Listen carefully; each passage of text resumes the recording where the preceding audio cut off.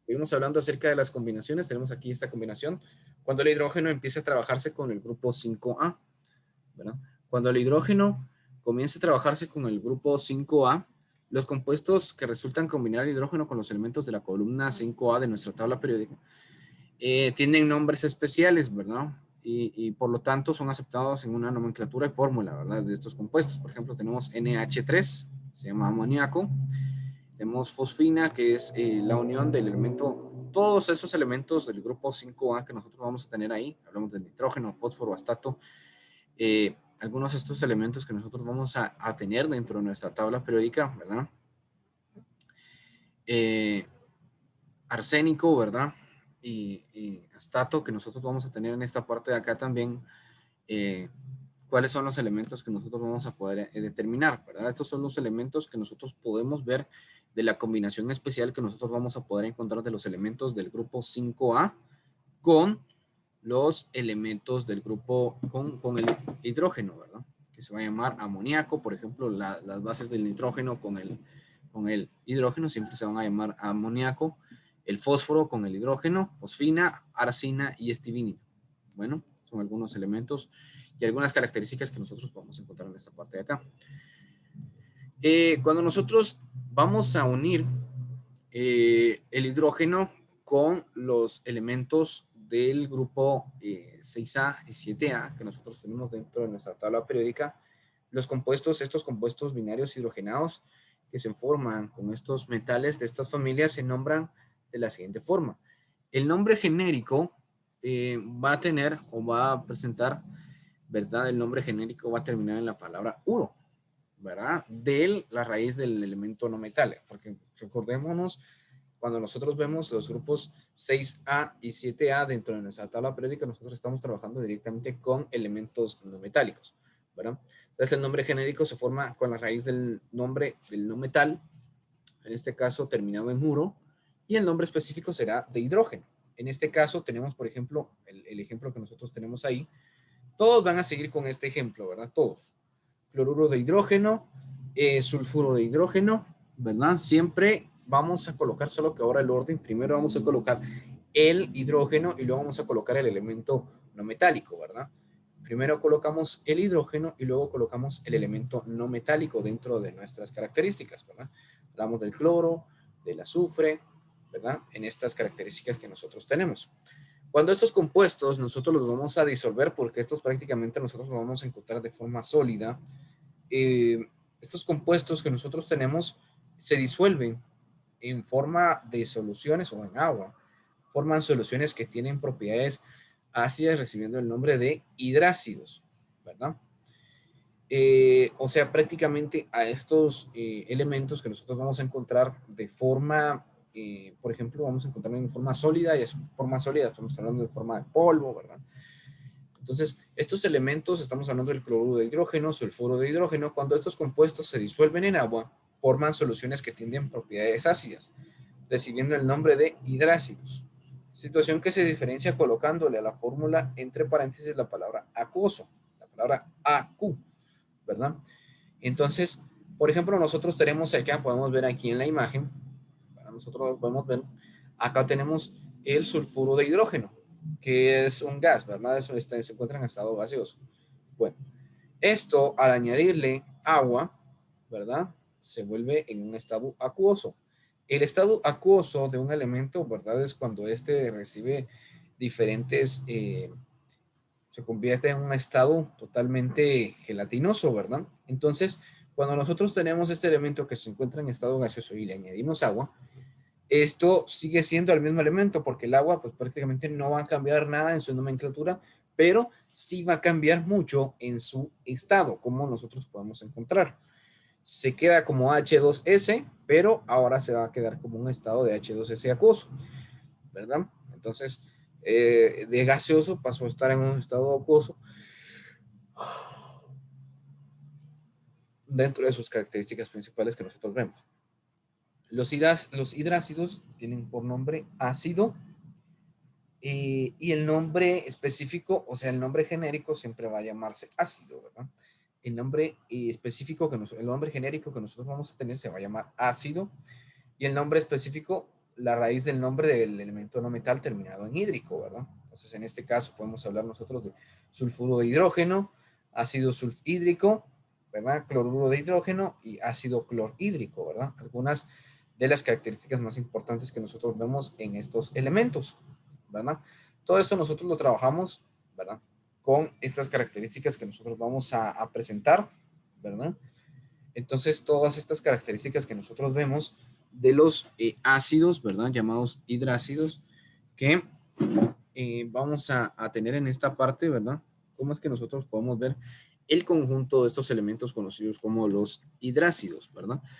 Que recordémonos, los hidrácidos son la unión del hidrógeno con los elementos del grupo 6A y 7A dentro de nuestra tabla periódica, pero a este grupo se le va a añadir agua, ¿verdad? Cuando a esto se les añade agua, pues nos da estos valores que nosotros tenemos en esa parte de ahí, ¿verdad? Se convierten en ácidos, ¿verdad?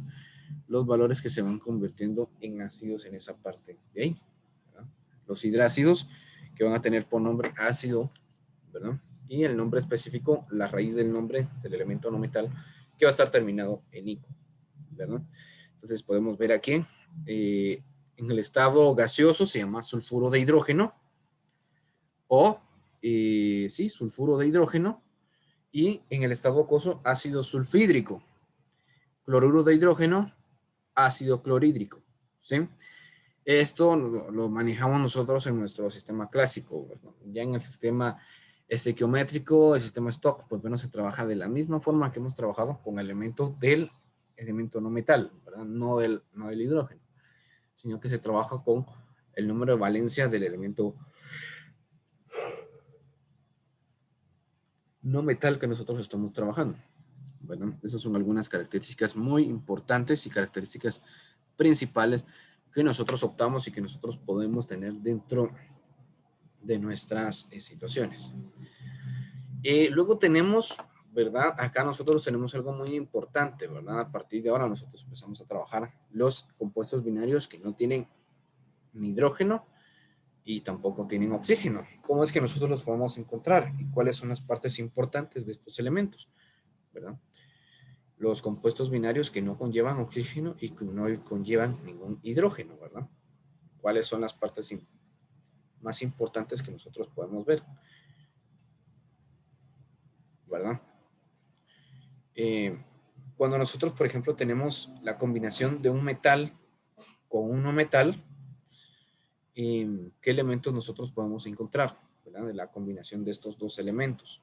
Cuando nosotros tenemos una combinación de un elemento metálico con un elemento no metálico, ¿cuál es el resultado que nosotros vamos a tener? Esos compuestos también son llamados sales, ¿sí? Sales haloideas, así se les conoce, ¿verdad? En el mundo de las situaciones, ¿verdad? Sales haloideas resultan de la sustitución total de los hidrógenos en los hidrácidos por un elemento metálico.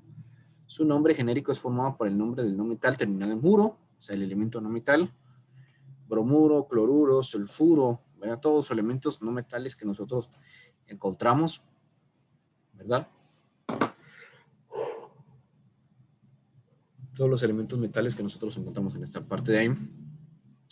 Su nombre genérico es formado por el elemento del nombre del elemento no metal terminado en uro, y su nombre específico va a ser el nombre del metal. En el sistema clásico, el nombre específico sigue las mismas reglas planteadas, porque prácticamente en el sistema clásico siempre se va a ir trabajando las mismas reglas que nosotros vamos a tener dependiendo del elemento que nosotros estemos teniendo. ¿Verdad? En el caso del cobre, ¿verdad?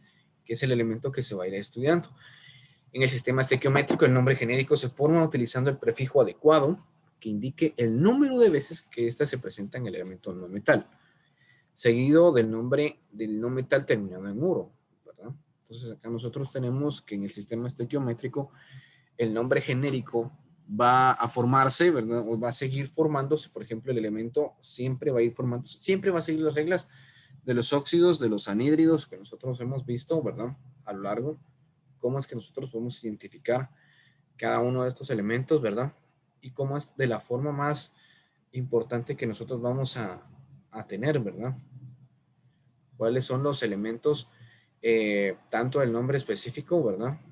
Del elemento que nosotros vamos a terminar ahí, ¿sí? Entonces, ¿cuál es la forma que nosotros vamos a poder encontrar dentro de cada uno de estos nombres, ¿verdad? Entonces, vamos a poder determinar, ¿verdad? Cada uno de estos elementos, cómo es que nosotros los vamos a poder identificar, cuáles van a ser las formas más importantes que nosotros podemos tener, ¿verdad? En cada uno de estos sistemas de los nombres que nosotros tenemos, ¿verdad? Entonces, cada uno de estos elementos, cómo es que nosotros los vamos a poder determinar. Estos elementos, pues bueno, van a estar presentes seguido del nombre, pues terminado en muro, ¿verdad? Entonces, ¿cómo es que nosotros los vamos a poder identificar? ¿De qué forma los identificamos nosotros? En el sistema psicométrico, el nombre genérico se forma utilizando el prefijo adecuado que indique el número de veces que está presente en el nombre en el elemento no metal, seguido del nombre del no metal terminado en muro, ¿verdad? El nombre específico se forma utilizando la palabra de y a continuación el nombre del metal precedido del prefijo adecuado, indicando cuál cantidad de veces se encuentra, la cantidad de veces que se encuentra presente en la molécula que nosotros tenemos. Ya en el sistema stock, ¿verdad? Está dado por el nombre del no metal terminado en muro y el nombre específico de la palabra de seguida, el nombre no, y esta a la vez por el segundo aparece que contiene los números romanos, el número de oxidación del metal. Todo lo que nosotros vamos a ir viendo se va a determinar con el número del elemento no metal, ¿verdad? Entonces acá tenemos nosotros las sales aloideas, que es la formación de un elemento metal con un elemento no metal. ¿Cómo es que se va a ir trabajando su sistema clásico? ¿Verdad? Todo va a depender del elemento metálico, ¿sí? El elemento metálico que nosotros tenemos, ¿verdad? Entonces, ¿cuándo es que nosotros podemos determinar estos elementos metálicos? ¿De qué forma nosotros los podemos identificar? ¿Y cómo es que nosotros podemos ser parte? Eso lo vamos a ir trabajando acá en la pizarra también, ¿verdad? ¿Quiénes forman parte de estos elementos metálicos y cómo es que nosotros los podemos hallar también? Y acá tenemos, ¿verdad? Otras situaciones que ya son lo último que nosotros estamos identificando. Cuando nosotros tenemos la combinación de elementos dos no metales, reciben el nombre genérico del elemento más electronegativo terminado en muro, el nombre específico terminado en otro elemento, ¿verdad? Acá únicamente se va a trabajar un elemento, ¿verdad? Entonces, el elemento más electronegativo es el que va a depender mucho, ¿verdad? Cuando nosotros tenemos esta combinación de dos no metales, dos elementos no metales que nosotros vamos a tener, ¿verdad? Fluoruro de boro, cloruro de yodo, ¿verdad? Siempre se coloca el elemento, en este caso, más electronegativo, o en este caso más negativo, electronegativo, terminado en muro.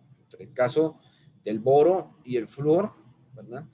Siempre va a llamarse fluoruro de boro y el otro siempre va a llamarse cloruro de yodo, siendo el cloro más electronegativo que el yodo, ¿verdad? En nuestra tabla, en la tabla periódica que nosotros tenemos. Cuando nosotros empezamos a trabajar, ¿verdad? Los elementos, dos elementos metales, ¿verdad? Este tipo de compuestos binarios se considera como soluciones de un metal en otro, ¿verdad? Por consiguiente, no se reportan datos estequiométricos, es decir, no se toman en consideración números de oxidación ni nada. Cuando nosotros venimos y vamos a combinar dos metales, ¿verdad? Es como si ustedes no sé si se han dado cuenta cómo es que trabajan los herreros, ¿verdad? Pero los herreros, por ejemplo, vienen, ¿verdad? Y vamos a hacer una unión, ¿verdad? El cobre y una parte de hierro, ¿verdad? Y empiezan a hacer esa unión. Eso se le llama aleación de dos metales y químicamente también se conoce con el nombre de aleación, ¿verdad? Entonces, a estos elementos que nosotros vamos a tener, cualquier elemento que nosotros vamos a tener dentro de nuestra tabla específica se le va a conocer con el nombre de aleación, ¿sí? Entonces, siempre se va a colocar primero el nombre del elemento más electronegativo y luego el elemento menos electronegativo, ¿verdad? Por ejemplo, ahí tenemos un ejemplo que es el cromo y el hierro. Ambos elementos tienen características metálicas, aleación de cromo y hierro. Aleación de níquel y cobre, siendo el níquel más electronegativo que el cobre, según la tabla periódica que nosotros tenemos, ¿verdad? Entonces, los dos metales, al nombre de los dos metales se le conoce como aleación, ¿sí? Aleación. Entonces, algunas aleaciones pues reciben algunos nombres especiales, ¿verdad? Y algunos nombres muy importantes, ¿verdad? que nosotros vamos a poder tener.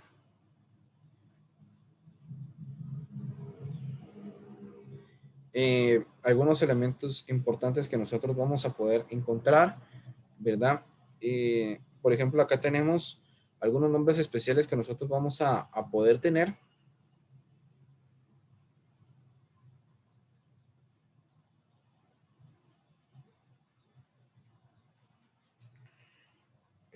¿Cómo es que nosotros vemos esta parte de acá? Algunas aleaciones reciben nombres especiales. Por ejemplo, acá tenemos el cobre con el zinc, se le llama latón, ¿verdad? Entonces, aleación de cobre y zinc es el latón. El peltre, ¿verdad? De la cual están hechas muchas de las ollas o muchos materiales que ustedes han visto, ¿verdad? El peltre es un material que resulta de la aleación de el plomo con el estaño, ¿verdad? Que estaño es SN, ¿verdad?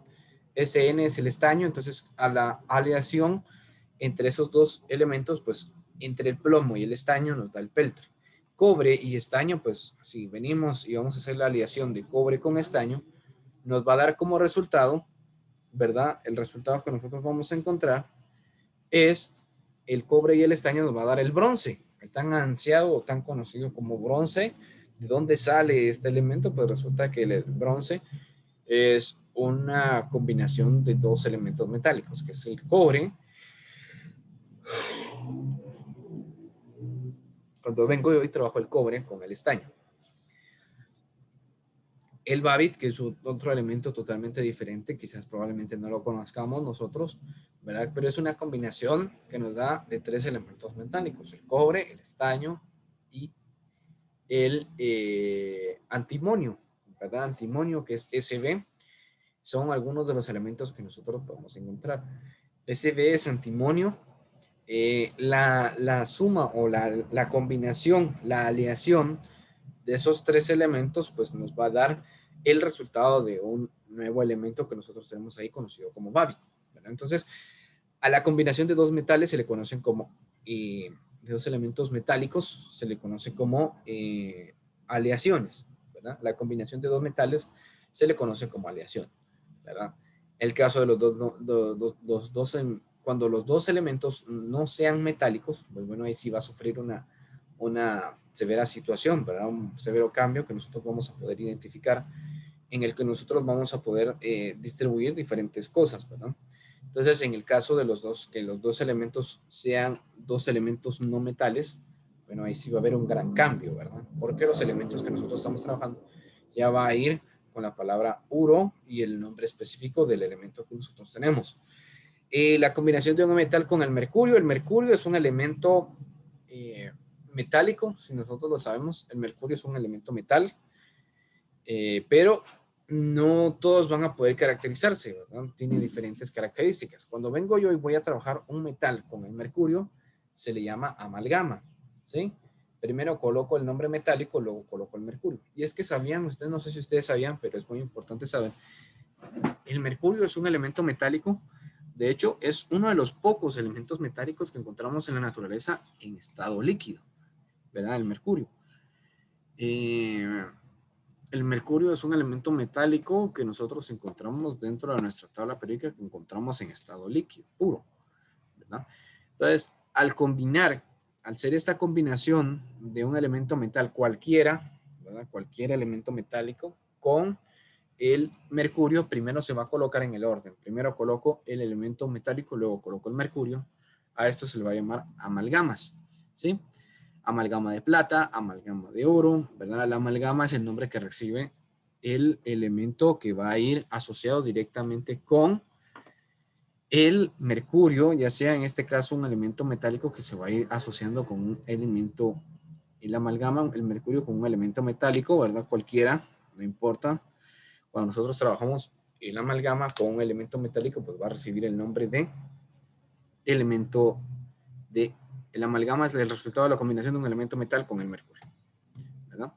Entonces, acá yo quería que nosotros viéramos y observáramos, ¿verdad? La revisión de un elemento metal con un metal, cómo es que se va a ir trabajando un elemento metálico, las sales, conocidos como sales haloideas, cómo es que nosotros podemos identificar ese tipo de sales, ¿Cómo es que lo encontramos en el sistema clásico, sistema estequiométrico y sistema stock?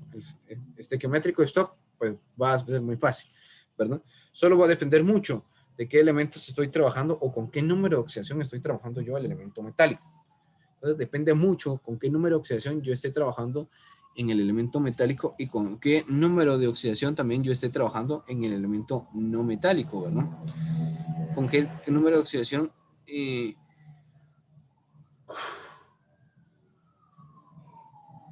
entonces, ¿qué número vamos a poder identificar nosotros con alguna de estas características, con alguna de estas categorías que nosotros podemos ver, ¿verdad? Entonces, estos, si nos podemos fijar, estos elementos en ningún momento no tienen ningún elemento ni oxígeno ni hidrógeno. Siempre van a trabajar de la misma forma con el sistema clásico, sistema estequiométrico, sistema stock. O sea, siempre van a ir trabajando con ese tipo de sistemas, con ese tipo de situaciones, pero la diferencia que nosotros vamos a encontrar con esto, con otros elementos que nosotros tenemos, es que prácticamente no vamos a poder ver ni el sistema clásico, ni el sistema estequiométrico, ni el sistema stock, ¿verdad? No vamos a tener en cuenta, no vamos a tomar en cuenta los óxidos y los hidrógenos, ¿verdad? Acá no tomamos en cuenta ni los óxidos ni los hidrógenos, dependiendo mucho de qué elemento nosotros vayamos a poder determinar, ¿verdad? Dependiendo mucho de cada uno de estos elementos y qué elementos nosotros vamos a poder identificar. Bueno, pues jóvenes, espero hayamos podido entender estos temas y que podamos realizar su tarea. Yo vi que Ana María pues ya me había enviado ahí parte de su tarea, ¿verdad? Qué bueno. Si alguno tiene alguna duda, alguna consulta, me puede escribir. Yo con todo gusto voy a hacer todo lo que yo pueda, ¿verdad? Para poder ayudarlos, ¿verdad? En algún momento, pues tampoco vamos a hacer así super pilas, pero sí, en algún momento vamos a hacer algún pequeño tiempo, un espacio para que ustedes puedan apoyarse y que puedan resolver alguna duda conmigo, ¿verdad? Entonces ahí estaríamos, jóvenes. Ha sido un placer tenerlos el día de hoy. Pasen feliz fin de semana. Hacen su tarea, por favor, pórtense bien. Y siempre estamos al tanto, ¿verdad? Ya la próxima semana empezamos a trabajar empezamos a trabajar la próxima semana la otra actividad que sería la actividad 2 de esta tercera unidad para que estemos al tanto, ¿verdad? De nuestra situación en clase. Entonces ahí estaríamos, jóvenes. Ha sido un gusto. Pásenla bien. Platicamos. Nos vemos. Feliz día. Nos vemos. Pásenla bien. Feliz fin de Es, semana. profe. Nos vemos, chicos. Pásenla bien. Feliz fin de semana.